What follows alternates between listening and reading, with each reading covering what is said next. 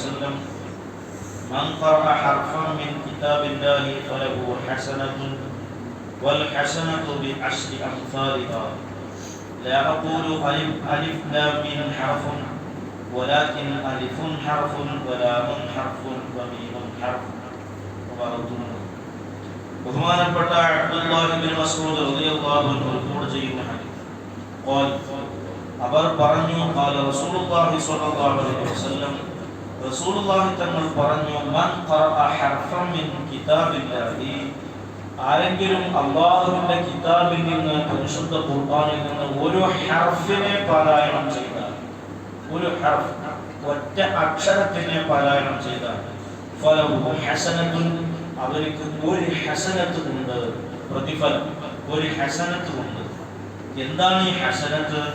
വൽ ഹസനത്തു ബിഅശ്രി അംസാലിഹാ, ഒരു ഹസനത്ത് എന്ന് പറഞ്ഞാൽ ഒരു ഹർഫ് ഉച്ചരിച്ചാൽ, ഒരു നന്മ ചെയ്താൽ കിട്ടേണ്ട പ്രതിഫലത്തിന്റെ 10 ഇരട്ടിയാണ് ഒരു ഹസനത്ത്.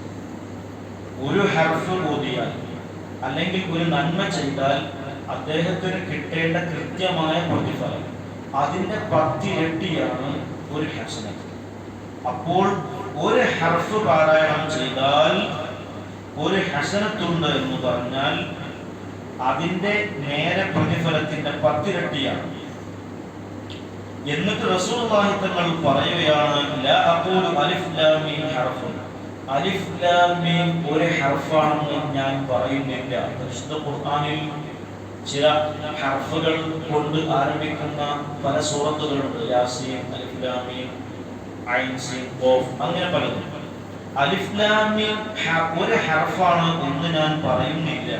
വലാകിൻ അലിഫുൻ ഹർഫുൻ വലാമുൻ ഹർഫുൻ വമീമുൻ ഹർഫുൻ. അലിഫ് ഒരു ഹർഫാകുന്നു, മീം ഒരു ഹർഫാകുന്നു, ലാം ഒരു ഹർഫാകുന്നു. ഇത് ഓരോന്നും ഓരോ ഹർഫാണ്, ഓരോന്നിനും ഓരോ ഹസനത്തുണ്ട്.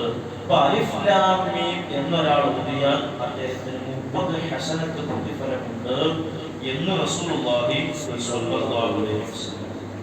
ഈ ഹസനത്തിന്റെയും ഈ ഒരു ഹർഫിന്റെയും ഒക്കെ മൂല്യം, അതിന്റെ വില നമ്മൾ അറിയുന്നത് ഈ നന്മ തിന്മകൾ തുലനം ചെയ്യുന്ന, പരിശോധിക്കപ്പെടുന്ന അല്ലാഹുവിന്റെ കോടതിയിൽ വെച്ചാണ്. അല്ലാഹു നമുക്ക് ആ കോടതിയിൽ വിജയം നൽകി അനുഗ്രഹിക്കുന്നതാണ്. وعن ابن مسعود وعن ابن عباس رضي الله عنهما قال: قال رسول الله صلى الله عليه وسلم: إن الذي ليس في جوفه شيء من القرآن كالبيت الخرب. ബഹുമാനപ്പെട്ട അബ്ദുല്ലാഹി ഇബ്നു അബ്ബാസ് റളിയല്ലാഹു അൻഹുമാ റിപ്പോർട്ട് ചെയ്യുന്ന ഹദീസ് പറഞ്ഞു: قال رسول الله صلى الله عليه وسلم, റസൂലുള്ളാഹി തങ്ങൾ പറഞ്ഞു: إن الذي ليس في جوفه شيء من القرآن, ഒരാൾ അദ്ദേഹത്തിന്റെ ഹൃദയത്തിൽ ഖുർആനിൽ നിന്ന് ഒരു ശൈഉൻ ഇല്ല, ഒന്നും ഖുർആനിൽ നിന്ന് ഒന്നും അദ്ദേഹത്തിന്റെ ഖൽബിലില്ല, മനഃപ്പാഠമില്ല, ഫാത്തിഹ പോലും ഇല്ല, ഒരു ചെറിയ സൂറത്ത് പോലും ഇല്ല. ഖുർആനിൽ നിന്ന് ഒരു ശൈഉൻ ഖൽബിലില്ല, അവന്റെ ഉള്ളിൽ ഇല്ല. അവൻ കൽ ബൈത്തിൽ ഖരീബ്, പൊളിഞ്ഞു കിടക്കുന്ന, തകർന്നു കിടക്കുന്ന, ഉപയോഗശൂന്യമായ വീട് പോലെയാണ് റസൂലുള്ളാഹി സ്വല്ലല്ലാഹു അലൈഹി വസല്ലം. وعن عبد الله بن عمرو بن العاص رضي الله عنه قال: النبي صلى الله عليه وسلم قال لصاحب القرآن اقرأ وارتقي. ബഹുമാനപ്പെട്ട അബ്ദുല്ലാഹി ഇബ്നു അംർ ബിൻ ആസ് റളിയല്ലാഹു അൻഹു റിപ്പോർട്ട് ചെയ്യുന്ന ഹദീസ്, അവർ പറഞ്ഞു, റസൂലുള്ളാഹി തങ്ങൾ പറയുകയുണ്ടായി: ഖാലു ലിസ്വാഹിബിൽ ഖുർആൻ, ഖുർആനിന്റെ സ്വാഹിബിനോട്, ഖുർആൻ ഓതുന്ന, ദുനിയാവിൽ വെച്ച് ഖുർആൻ ഓതിയിരുന്ന ഒരാളോട് പറയപ്പെടും അന്ത്യനാളിൽ: ഇഖ്റഅ വർതഖി, നീ ഖുർആൻ ഓതിക്കൊണ്ടിരിക്കുക, എന്നിട്ട് നീ സ്വർഗ്ഗത്തിൽ ഉന്നതമായ പദവികളിലേക്ക് നീ കയറി പോകുക. വറത്തിൽ കമാ കുന്ത തുറത്തിലു ഫിദ്ദുനിയ, ദുനിയാവിൽ വെച്ച് നീ ഖുർആൻ ഓതുമ്പോൾ തർത്തീലാക്കിയിരുന്നത് പോലെ തർത്തീലോടുകൂടെ ഖുർആൻ ഓതുക, എന്നിട്ട് നീ മുകളിലേക്ക് കയറുക. തർത്തീലാക്കി എന്ന് പറഞ്ഞാൽ നിയമങ്ങൾ പാലിച്ച് ഈണത്തിൽ, ഭംഗിയിൽ ഓതുക എന്നാണ്.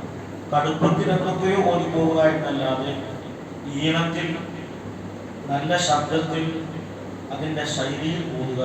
തർത്തീൽ അങ്ങനെ നീ ദുനിയാവിൽ ഓതിയിരുന്നത് പോലെ നീ തൃപ്തിയോടെ ഖുർആൻ ഓതുക. അപ്പോൾ ഒരു ചെറിയ ആയത്ത് ഓതാൻ കൂടുതൽ സമയമെടുക്കും. അങ്ങനെ നീ ഖുർആൻ ഓതിയിട്ട് മുകളിലേക്ക് കയറുക. ഫഇന്ന മൻസിലതക ഇൻദ ആഖിരി ആയത്തിൻ തഖറഉഹ. സ്വർഗ്ഗത്തിൽ നിന്റെ പാർപ്പിടം നീ അവസാനമായിട്ട് എപ്പോഴാണോ നിന്റെ ഓത്ത് തീരുന്നത്, നീ അവസാനത്തെ ആയത്ത് ഓതുമ്പോൾ നീ എവിടെ എത്തിയോ അവിടെയാണ് സ്വർഗ്ഗത്തിൽ നിന്റെ ഇടം, നിന്റെ പാർപ്പിടം. അത്രയും ഉന്നതിയിലാണെന്ന് അല്ലാഹു തആല അവനോട് പറയുമെന്ന് റസൂലുള്ളാഹി. ഖുർആൻ ഓതുന്ന ആളുകളോട് അല്ലാഹു പറയും, സ്വർഗ്ഗത്തിലെത്തിയാൽ നീ സ്വർഗ്ഗത്തിലെ ഉന്നതമായ പദവികൾ മുകളിലേക്ക് നീ പോയിക്കൊണ്ടിരിക്കുക. നിന്റെ വീട് എവിടെയാണ് നിന്റെ ഈ ഉയരത്തിലേക്കുള്ള പോക്ക് അവസാനിക്കുന്നത്? നീ അവസാനത്തെ ആയത്ത് ഓതുമ്പോഴാണ്. അപ്പൊ എത്രയാണോ ഖുർആൻ ഓതിക്കൊണ്ടു പോകുന്നത് അത്രയും നിനക്ക് പദവി വർദ്ധിക്കും എന്നാണ് അർത്ഥം.